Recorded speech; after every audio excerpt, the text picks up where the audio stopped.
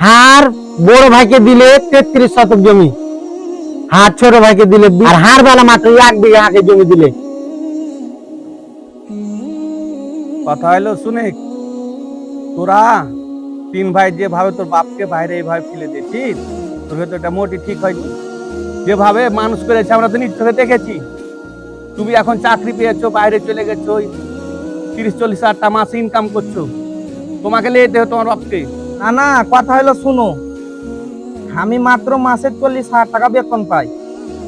আমারই সংসার ভালো হয়ে চলে না। আমার ছেলে পিলে স্ত্রী সন্তান গোস মাছ ছাড়া ভাত খায় না। 10,000 টাকা মাসে ঘর ভাড়া লেগে যায়, এদিকে আমার 20,000 টাকা শেষে যায় না। আর মাত্র 20,000 টাকা ছেলে পিলার ভবিষ্যৎ আমি জমা করি। আমি নানা দায়িত্ব নিতে পারবো না। হার বাপে তুমি মাইজবল ঝোনাকে দায়িত্ব দিয়ে দাও। বজরুল, তুই যে কথাটা কহলি আমি আর বাপকে লেতে পারবো না, তুই যেমন কহছিস যে ভবিষ্যৎ হাত ছেলের লেগে, ছেলে পিলার লেগে, ভবিষ্যৎ হাত ছেলে পিলার লেগে বিষয়টা আমি জমা করছি। তোর বাপও একদিন তোর ভবিষ্যতের লেগে তোকে কত কষ্ট করে লেখাপড়া করালছে, তাই যাই তুই শিক্ষিত হয়ে এখন বাপকে ভুলে যাচ্ছিস। না না শুনো, আমি আর বাপকে গোসতে পারবো না। আর বাপ হার সাথে যে অন্যায় করেছে পৃথিবীর কেউ সহ্য করতে পারবে না। হার বড় ভাইকে দিলে 33 শতক জমি, হার ছোট ভাইকে দিলে 20 কাঠা জমি, আর হার বেলা মাত্র 1 বিঘা হাকে জমি দিলে। কেন হার বাপকে দেখবো যে না না কি দুঃখে দেখবো? আর আমার চাকরি হাকে কয়ে দিয়েছে তোমার বাপকে হার বেটি টানতে পারবে না, আগে টেগে দিছে বললে হার বেটি করতে পারবে না। হার আমার বাপ ওরা দু বেটাকে লেখাপড়া করাইছে, আমাকে লেখাপড়া করেনি, হাকে মূর্খ করে থে আজীবন খালি হাকে ঘাস কাটাইছে আর আইল কদল করিয়ে লেছে খালি আমার উপর ব্যাগ গিরস্তালি করছে।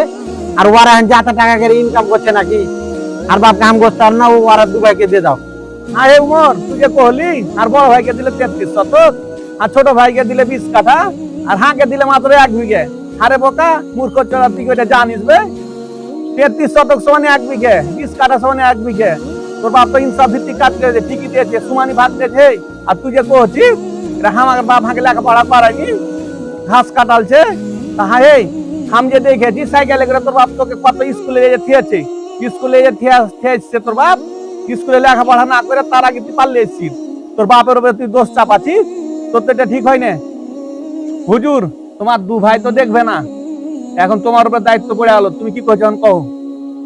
না না, যেহেতু হার আব্বা আমাকে দেখতে হবে, আর দু ভাই তো দেখলে না, আর আমাকে হার আব্বা মাদ্রাসায় লেখাপড়া করাচ্ছে।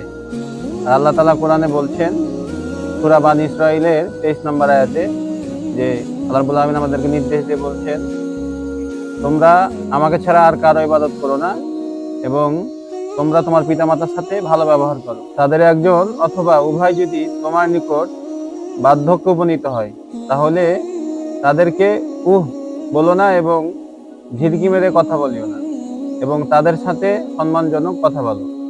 যেহেতু আমাকে মরতে হবে, আর পিতামাতাকে কোরআনে দেখার কথা বলা হচ্ছে, হাদিসে দেখার কথা বলা হচ্ছে, এবং পিতামাতার পায়ে নিজের সন্তানের জান্নাত। ভাইরা আমার আব্বাকে না দেখুক, আমি দেখবো। সম্মানিত ভাইরা, আমাদের এই ভিডিওটি করার উদ্দেশ্য হচ্ছে আমাদের সমাজে আমরা ছেলে মেয়েকে উচ্চ শিক্ষিত করার আগে কোরআনের শিক্ষা অর্জন দেওয়া দরকার। তাহলে আমাদের বৃদ্ধ বয়সে বাপ মাদের এভাবে অবহেলিত হতে হবে না।